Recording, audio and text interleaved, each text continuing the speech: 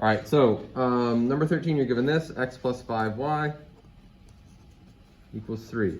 Now, I'd like to work smarter, not harder on this. When I'm given a problem and I'm asked to use substitution, I'm not going to write the equations stacked on top of each other. It's not useful. The first thing I'm going to have to do is just rewrite everything so that they're not stacked on top of each other. So I'm going to rewrite this as, so they're next to each other. So 3x minus 2y is equal to, where do we go, negative 8.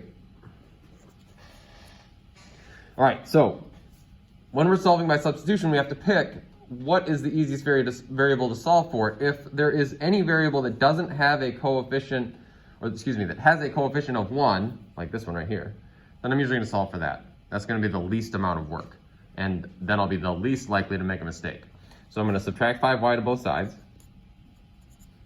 That's 0. I have x equals 3 minus 5y. So if I've got this system of equations set up here and I say x is this, that means I can take that and I can put it wherever I see an x. So I can insert it right there. And I'm going to do that. So I get this.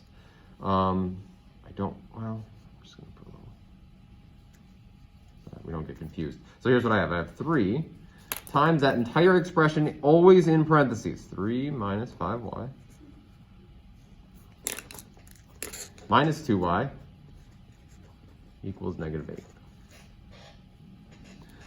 All right, and then I'm going to do some math, do some algebra here. So I'm going to distribute the 3, so I get 9 minus 15y minus 2y is equal to negative 8.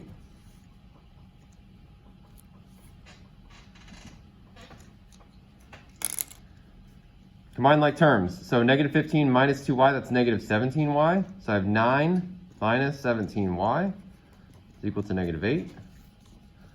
Minus 9, negative 17y is equal to negative, what would that be, 17? Oh, hey, look. Divided by negative 17, divided by negative 17, and I get 1. So 1 over 1 there, and 1 over 1 here, which is just 1. So there's half of my answer, y equals 1. You think, all right, well, how am I going to go find x? It would be great if I had an equation that was already solved for x.